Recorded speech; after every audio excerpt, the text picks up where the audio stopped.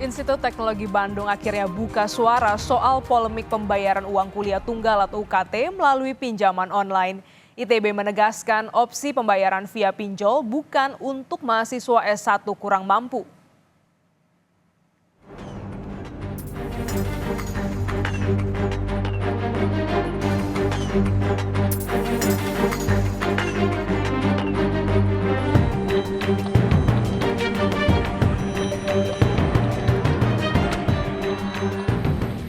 Dalam jumpa pers yang digelar pada Rabu kemarin, Pelaksana Harian Sekretaris Institut Taufik Hidayat menyebut pinjaman online Dana Cita hanyalah salah satu alternatif pilihan yang diberikan ITB bagi para mahasiswa yang kesulitan untuk membayar uang kuliah tunggal atau UKT.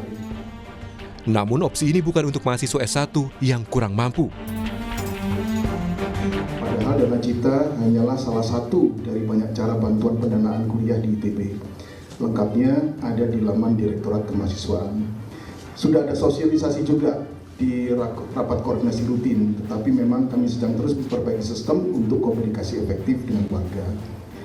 Kemudian yang kedua, opsi ini bisa untuk kebutuhan mahasiswa tertentu, misalnya MBA, program profesi, dan lain sebagainya, yang berinvestasi bagi karir mereka. Tentu bukan untuk mahasiswa S1 yang kurang mampu, tidak akan lolos review dari lembaga non-bank tersebut.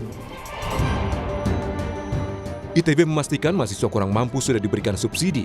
ITB juga mendukung pembiayaan kuliah melalui skema student loan tanpa bunga yang saat ini sedang dibahas di Kementerian Keuangan.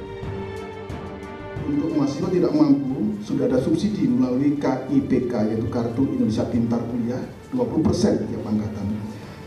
Dan subsidi pemerintah melalui bantuan pendanaan perguruan tinggi negeri badan hukum, ya, BPPTN-BH.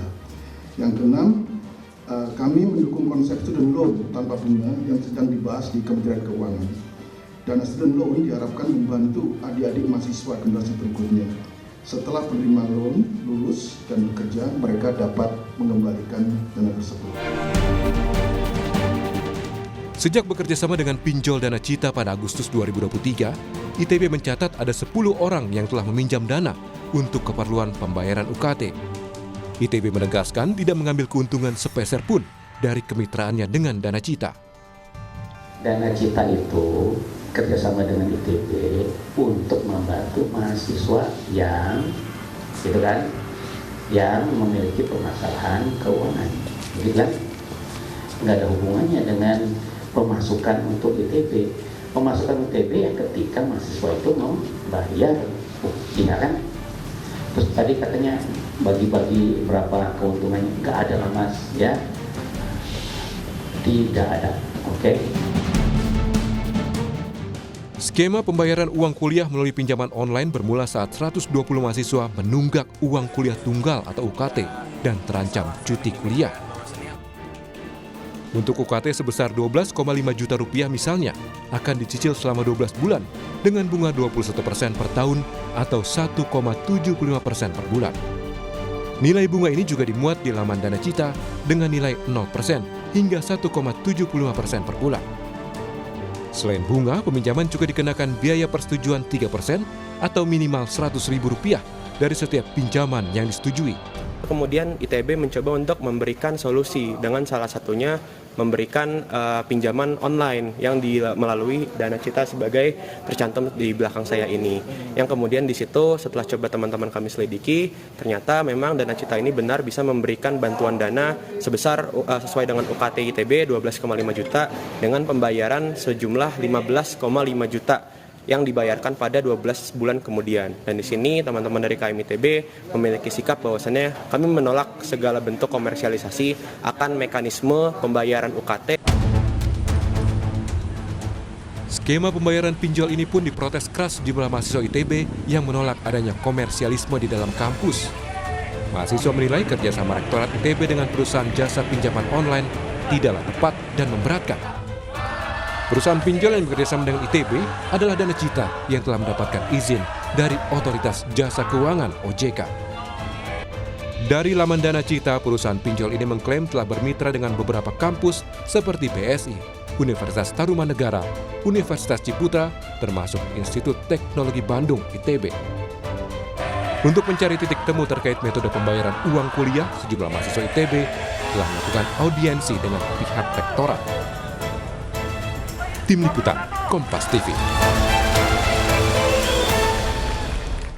Untuk informasi selengkapnya kita sapa jurnalis Kompas TV Ninda Destiani di Bandung, Jawa Barat. Ninda, dengan adanya protes dari mahasiswa, lantas bagaimana kerjasama ITB dengan Dana Cita? Apakah tetap lanjut atau dihentikan?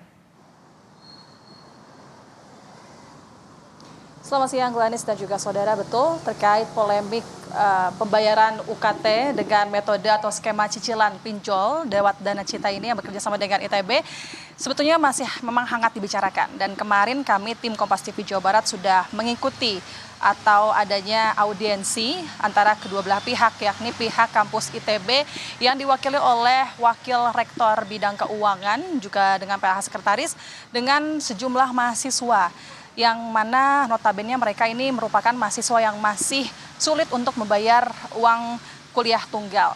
Adapun hasil dari audiensi kemarin yang dilakukan hari Rabu 31 Januari 2024, ada beberapa kebijakan-kebijakan yang disampaikan oleh rektorat dan jajarannya begitu.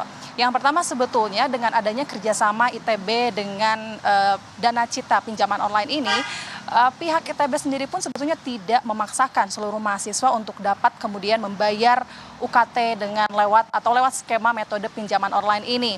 Yang mana juga sebetulnya masih ada beberapa solusi alternatif yang dapat digunakan oleh mahasiswa yang masih sulit untuk membayar UKT.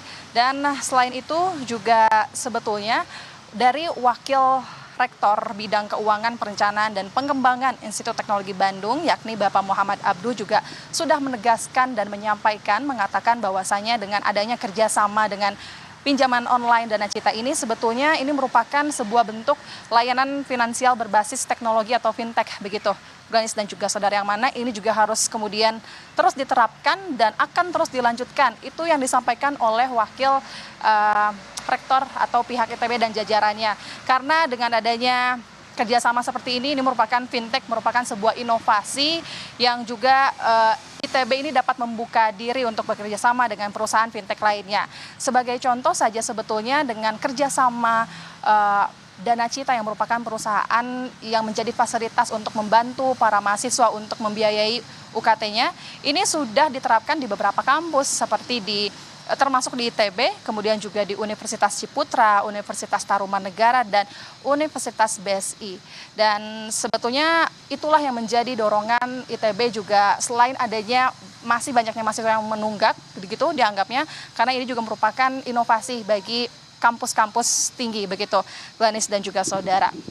Dan selain itu pihak ITB juga sudah menerangkan sampai saat ini sudah ada 10 mahasiswa ITB sejak adanya kerjasama antara Dana Cita dan ITB ini sejak Agustus 2023, sudah ada 10 mahasiswa yang kemudian sudah membayar UKT dengan skema metode pinjaman online tersebut begitu. Dan inilah yang menjadi bukti bahwasanya ini masih sesuai dengan peraturan yang sudah disampaikan oleh OJK. Sementara, Gladys.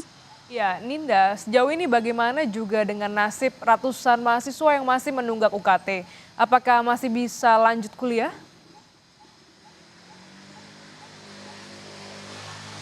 Ya, sebetulnya hasil dari audiensi yang dilakukan kemarin oleh pihak kampus dan juga sejumlah mahasiswa langsung dipertemukan. Ini hasilnya pun sudah ada 182 mahasiswa yang berkaitan dengan data bahwa mereka masih sulit untuk membayar UKT.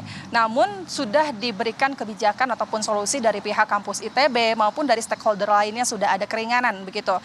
Dan sebelumnya pun sebetulnya dari pihak ataupun perwakilan mahasiswa disampaikan oleh ketua BEM-nya, ini mahasiswa pun juga kan sempat menuntut kepada pihak rektor ITB untuk kemudian dapat menghapuskan metode skema pinjaman online. Kemudian juga harus adanya pemaksimalan sumber beasiswa dan juga adanya penyelenggaraan kebijakan yang transparan dan adil, serta harus adanya penjaminan mahasiswa ITB untuk dapat mengisi FRS dan download KSM. Itu yang kemudian disampaikan oleh pihak perwakilan mahasiswa.